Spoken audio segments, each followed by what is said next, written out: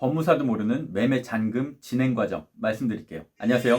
부팀입니다. 집을 사고 파는 것 흔히 겪는 일은 아닌데요. 일생에 많아봤자 한 번, 두 번, 어떤 이에겐 처음 겪는 일일 거고요. 보통은 한평생 한 번, 두 번 겪을까 말까 합니다. 그래서 새롭고 생소한 경험이죠. 오늘 부동산 매매 잔금일에 뭘 하는지 주의사항 말씀드릴게요. 실제 사례들을 바탕으로 하기 때문에 법무사는 모르는 내용들이 포함되어 있습니다. 제가 정확히 짚어드릴게요. 먼저 집을 파는 입장에서 살펴보겠습니다. 누군가 집 계약을 했네요. 이제 잔금일이 다가오고 있습니다. 먼저 이삿짐 예약을 당연히 해야겠죠. 그 다음 학교 전학 신청을 합니다. 잔금일 2주가 남았을 땐 이것저것 정리를 해야 되는데요. 전화, 인터넷, TV, 에어컨, 정수기, 그리고 각종 렌털 회사에 연락해야 됩니다. 이사를 가니 옮겨달라 이렇게 말이죠. 도시가스는 별도로 연락하셔야 되는데요. 요즘 도시가스 평일에만 근무하는 경우가 많으니까 미리미리 시간 약속을 해주시는 게 좋습니다. 이사 가기 1주 전 아파트에 살고 계시다면 관리사무소에 또 연락을 하십시오. 이삿날을 미리 알려주시고요. 그러면 공과금이나 관리비를 정산을 해줄 겁니다. 자동이체 신청한 게 있다면 변경을 하셔야 되고요. 평상시 가던 세탁소에 들릅니다. 세탁물 다 찾아오시고요. 이제 필요 서류들을 준비해야 되는데요. 가장 중요한 것, 매도용 인감증명서를 꼭 떼놓으셔야 됩니다. 본인이 직접 발급받으셔야 되고요. 주민센터에 직접 찾아가야 됩니다. 또 지금 집에서 대출을 받았다면 은행에 연락을 하셔야 되고요. 내가 몇 월 며칠 날 집을 팔게 됐으니 그날 기준으로 미리 정산을 해달라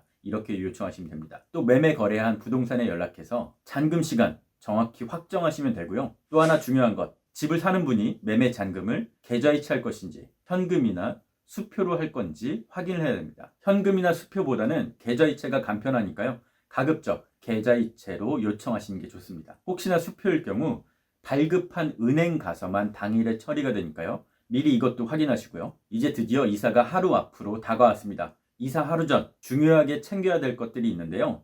계약서 파일철 챙기시고요. 신분증 그리고 등기 권리증도 챙겨 놓으셔야 됩니다. 흔히 말하는 집문서죠. 또 중요한 것, 열쇠, 카드키 등을 건네줘야 되는데요. 이걸 신경 안 쓰면 이삿짐에 다 딸려 들어가게 됩니다. 그럼 이사 끝내고 또 주고받고 이런 번거로움이 있어요. 그리고 필히 챙기셔야 될 것, 인감도장을 챙기셔야 됩니다. 소유권을 이전할 때 인감도장 그리고 인감증명서가 필요한데요.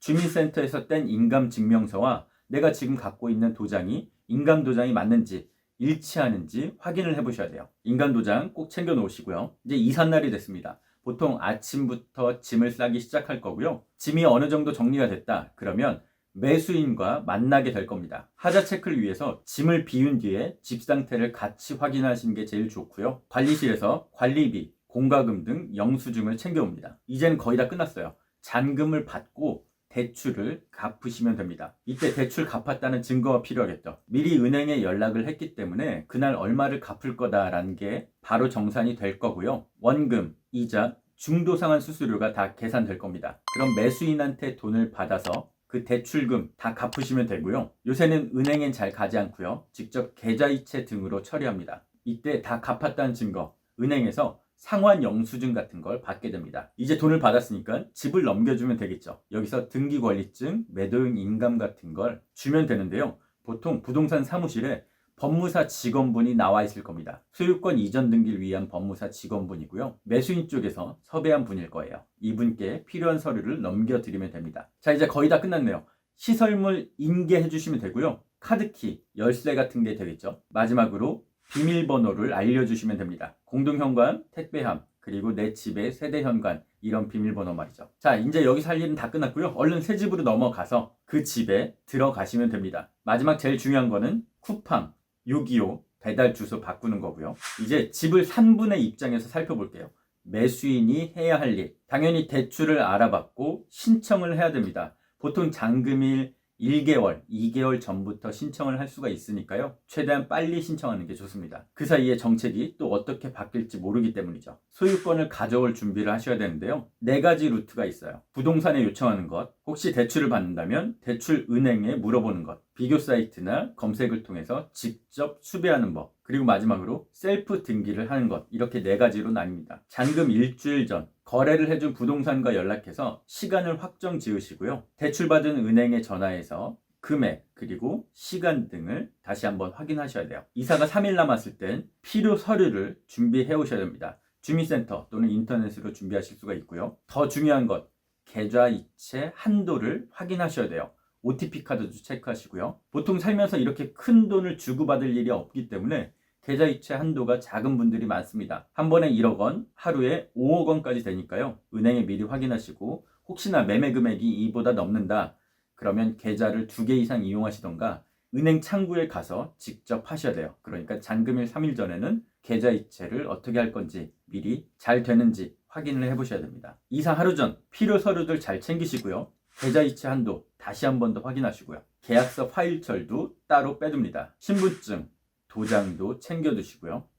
이사 당일이 됐습니다. 보통 전에 살던 집에서 이삿짐을 다 싸고 이삿짐이 오는 중 또는 와서 대기하는 중에 잔금을 치르게 되는데요. 새 집의 상태를 먼저 확인해 보셔야 됩니다. 혹시나 약속됐던 놓고 가는 것들이 제대로 있는지, 집에 문제될 만한 큰 하자가 있는지 체크하셔야 되고요. 이제 돈을 주고 받으면 됩니다. 근데 이때 낯선 사람들이 부동산 사무실에 와 있을 거예요. 매도인도 아니고 공인중개사도 아닙니다. 법무사 직원분이 와 있을 텐데요. 이분들이 나와 있다면 모든 일 처리를 다 해줄 겁니다. 자신은 가만히 있으면 되는데요. 돈이 잘 나오는지 그리고 잘 들어가는지 확인하시고요. 그 금액만 제대로 확인하시면 됩니다. 또 소유권 이전 등기를 위한 법무사 직원분이 매도인한테 각종 필요한 서류들을 받아서 이제 등기소로 얼른 넘어가게 됩니다. 잔금 치를 때 시간도 중요한데요. 웬만하면 2시 전에, 정말 늦어도 3시 전에는 하는 게 좋습니다. 우리가 아무리 철저히 대비를 한다고 해도 늘 예기치 못한 상황은 벌어질 수 있잖아요. 그래서 2시 전,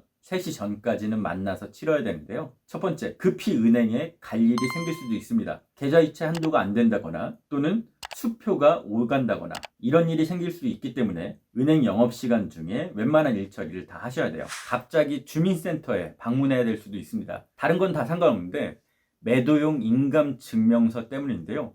매도용 인감증명서는 잘 떼왔는데 내가 갖고 온 도장이 인감도장이 아닌 경우가 상당히 많아요. 이런 경우에 이삿짐 속에 인감도장이 있기 때문에 찾을 수가 없습니다. 그러면 주민센터에 가서 인감도장 변경 신청을 급하게 해야 돼요. 그래서 일과 시간 중에 가급적 빨리 잔금을 치르는 게 중요합니다. 또 우리는 잔금을 다 치른다고 끝나는 게 아니라요. 법무사 직원분이 소유권 이전 등기를 위해서 등기소에 가야 됩니다. 이 가는 시간도 필요하고요. 잔금 처리 시간이 너무 늦어지면 당일날 등기 접수를 못할 수도 있어요. 그래서 잔금은 가급적 이른 시간에 치르는 게 좋습니다. 이제 다 끝나셨고요. 전입신고 잘 하시고요. 마지막 이삿날 밤에는 쿠팡, 배민 주소 바꾸는 것 잊지 마십시오. 지금까지 말씀드린 매매 잔금 진행 상황 그리고 체크리스트는 제 블로그에 따로 자료를 올려놓겠습니다. 설명글이나 댓글에서 주소 확인하시면 되겠네요. 지금까지 부친이었습니다.